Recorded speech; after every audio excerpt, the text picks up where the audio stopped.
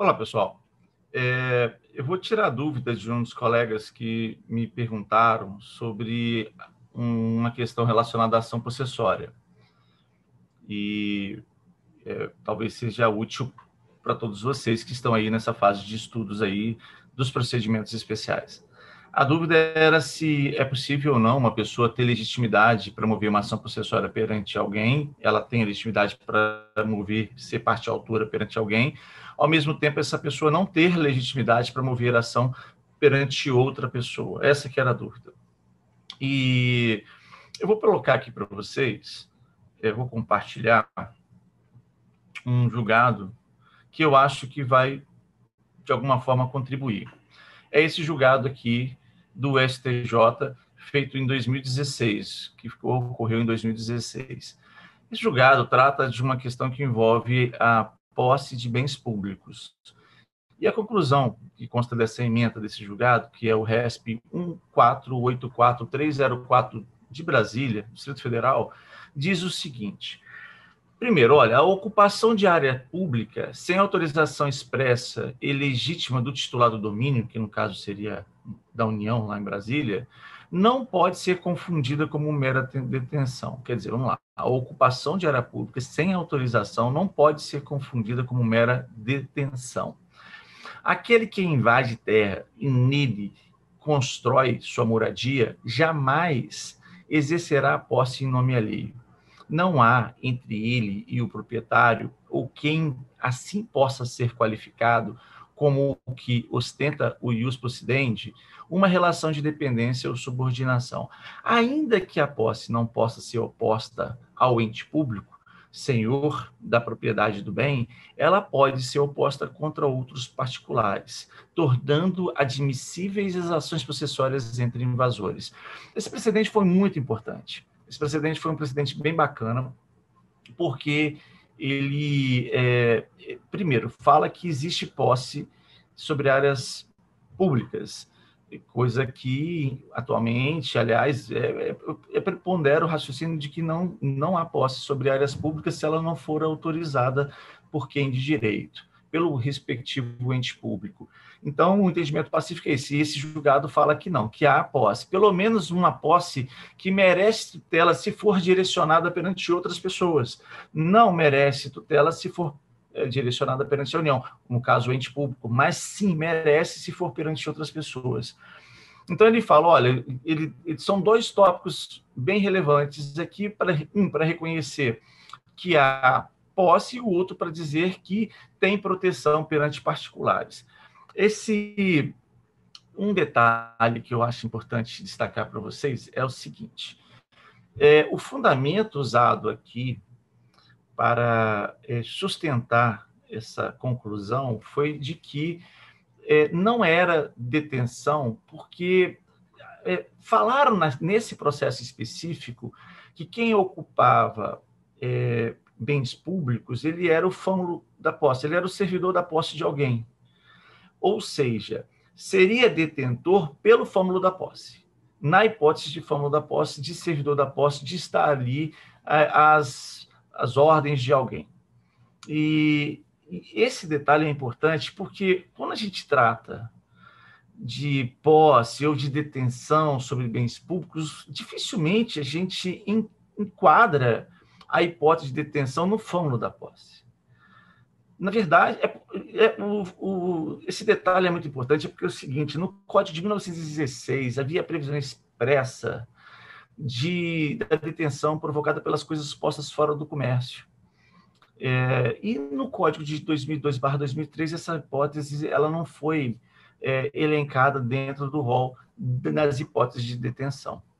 Então, eu acho que o debate fica ali muito superficial em torno dessas hipóteses e esquecem que ainda existe essa hipótese de detenção decorrente do quadro, do status de uma coisa ser posta fora do comércio. É uma discussão que não dá para a gente enfrentar nesse vídeo. Deixa eu explicar melhor o que seria uma coisa posta fora do comércio como uma das situações de detenção previstas no ordenamento. Mas o fato é que, dificilmente, vou repetir, a gente analisa detenção sobre bens públicos com base no fâmulo. E esse julgado, ele descartou o fâmulo para dizer que, se não é fâmulo da posse, logo é posse. Entendeu? Não haveria desqualificação, porque uma pessoa não estava ali às ordens ou fazendo, às vezes, de outra pessoa, servindo a outro. Na verdade, a pessoa estava ali morando, trabalhando, com ânimos domini, foi isso que ele colocou no julgado. E logo ele não pode ser considerado mero detentor. Mas eu discordo dessa parte, dessa fundamentação, acho que a situação é diferente. A detenção não é pelo fâmulo, ela por ser a coisa pública posta fora do comércio, e isso daí é um ponto que não é assim... o ponto principal desse vídeo, dessa explicação que eu estou passando para vocês. O ponto principal é que, mesmo que ele não seja considerado possuidor perante o ente público, o julgado fala que ele tem proteção processual perante os particulares. E aí vai justamente no mesmo questionamento aí, enfrenta o mesmo questionamento que me fizeram. Se uma pessoa pode não ser protegida perante um e, ao mesmo tempo, ser protegida perante o outro, não ter legitimidade para pedir proteção processuária perante uma pessoa e ter legitimidade para pedir perante outra pessoa. Vou mostrar para vocês um julgado agora desse ano. Esse aqui é um agravo interno no recurso especial 157.7415 do Distrito Federal também, tá bom? E nesse julgado, que foi de fevereiro desse ano, o STJ falou o seguinte: olha, ainda que o bem seja público, é possível o manejo dos interditos possessórios entre particulares. Ficou mais claro ainda. Pois, que é o fundamental. Ele nem analisa, nesse julgado, se o caso é de detenção do fâmulo ou outro. Não, ele diz o seguinte, que mesmo que o bem seja público e a pessoa não tenha posse, o fato é que ela tem proteção processuária. Tem proteção processuária perante terceiros. Então, gente, vamos lá, respondendo a pergunta que foi feita. A pessoa, se ela tem proteção processuária perante terceiros, ela tem legitimidade. Porque a proteção processuária é justamente o direito aos interditos, são as ações processuárias que, para elas serem admitidas, têm que submeterem, né, bem ou mal, ao que se ainda reconhece como sendo as condições da ação. Então, ou seja, ela tem legitimidade para ter essa proteção. E, ao mesmo tempo, são vários julgados nesse sentido, ela não tem essa proteção se for suscitar esse direito perante o ente público. Perante o ente público, não dá para fazer. Esses julgados, eles se tornaram comuns em Brasília, porque em Brasília há muita ocupação de áreas públicas por particulares. E essas ocupações geram conflitos processuários. E, então, essas demandas ficam tramitando e sendo julgadas lá constantemente, até que tem um ou outro juiz que vira e fala: olha, eu não vou nem aceitar essa ação processuária porque o autor não tem legitimidade, não tem posse para mover uma ação processuária. Então, o STJ se pronunciou sobre isso, tal como vocês viram. Mas acontece muito lá em Brasília, e isso tem se tornado assunto recorrente nos últimos 3 anos, é que lá em Brasília tem uma instituição que é responsável por administrar essas áreas públicas, se não me engano, é a TerraCap. E a TerraCap costuma ajuizar uma ação de oposição no bojo dessa aí, de forma incidental, às ações processuárias que estão tramitando.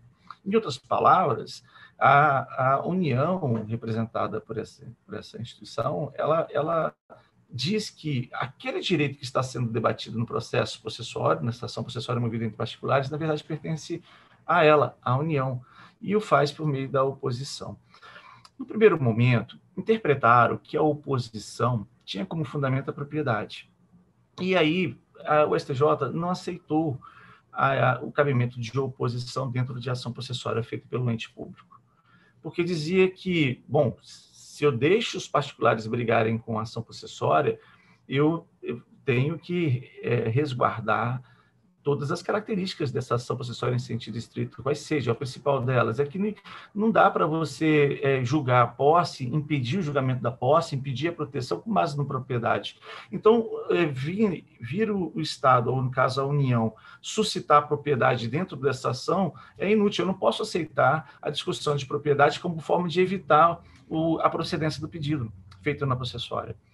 Então, o STJ falou, olha, oposição com base em domínio não dá, não aceito. E deixa a ação possessória entre particulares tramitar. Mas o STJ mudou a interpretação dessa oposição feita pela União. Porque, lendo, e isso foi depois sendo aprimorado, houve um refinamento desses argumentos, foi possível compreender que a causa de pedir da oposição não era a propriedade, era a posse. A União dizia que tinha posse com base no domínio. Por ter domínio, tinha presunção de posse. Logo, ela pleiteava para ela posse que estava sendo disputada em outro processo. Vocês poderiam falar, Rodrigo, mas como assim? Propriedade induz posse, propriedade produz essa presunção. Nos bens públicos, isso é um princípio muito antigo, que ele está esquecido há décadas. Mas sim, a propriedade dos bens públicos induz posse. Tudo bem que o STJ tem exigido também talvez a demonstração de mais elementos de atos possessórios, mas é praticamente impossível fazer isso sobre todas as áreas públicas. Por isso que basta você provar que é dono, você tem posse, no caso do bem público. Então, olha como é que muda o contexto. Eu aceito uma oposição pela União, movida pela União, dentro de uma ação possessória, porque eu discuto posse com base em posse. Peço posse com base em posse. Eu peço o direito que está sendo debatido em outro processo, a oposição, mas com base num único critério, que seria a posse. E se a posse é provada por meio da propriedade, aí são outros 500. Eu não estou discutindo eu reconhecendo a propriedade. É diferente. Então, esses julgados em Brasília acabaram reconhecendo isso, essa possibilidade de você poder pleitear numa oposição, ter legitimidade para pedir proteção perante pessoas que não têm, perante a União, essas pessoas são detentoras, então elas não serão protegidas, elas não têm legitimidade para ter a proteção possessória perante a União. Então, a União tem, sim, legitimidade, e os particulares não têm perante a União. Mas, entre eles, há legitimidade para discutir a demanda possessória, o conflito possessório. Ou seja, em respondendo, uma pessoa pode ser legitimada a promover ação perante o particular e, ao mesmo tempo, perante não ter essa legitimidade perante o poder público. Aí vocês poderiam perguntar o seguinte, Rodrigo, mas essa situação só ocorre em relação aos bens públicos? Não, de forma alguma. Tem um artigo que eu publiquei em 2007, nesse livro aqui, não dá para vocês lerem, porque está invertido aqui na câmera de vocês. Mas é um livro de Direito Civil e Processo que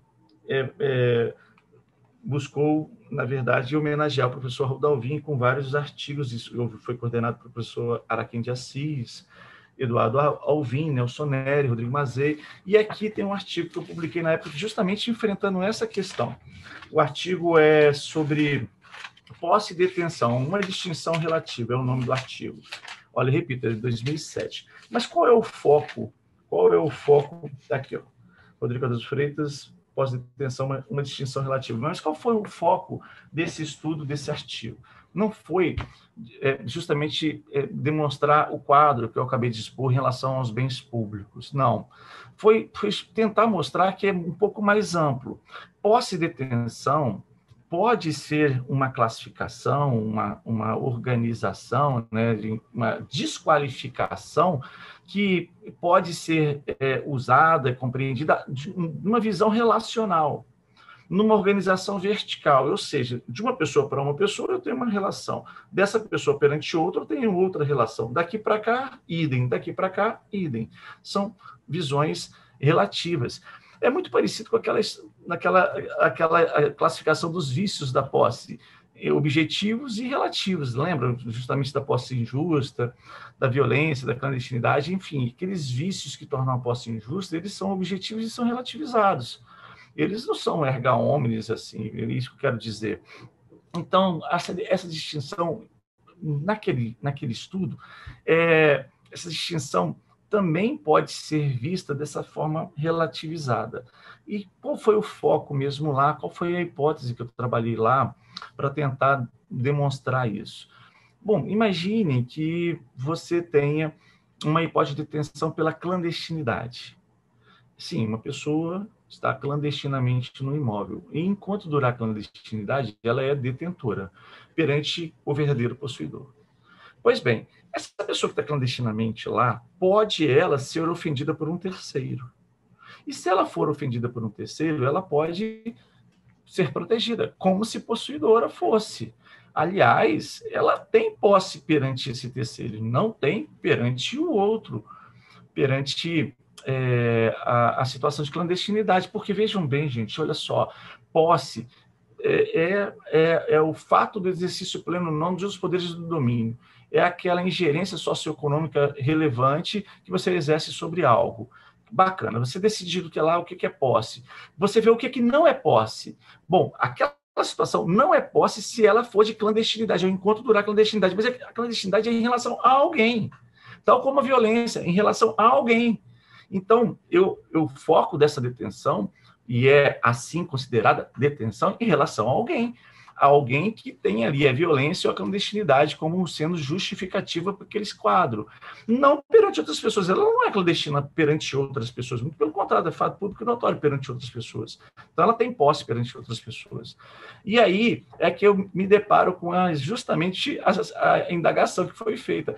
Aquela pessoa que está clandestinamente, ela é possuidora e legitimada para mover ação perante uma pessoa e não é possuidora nem legitimada para mover ação perante outra.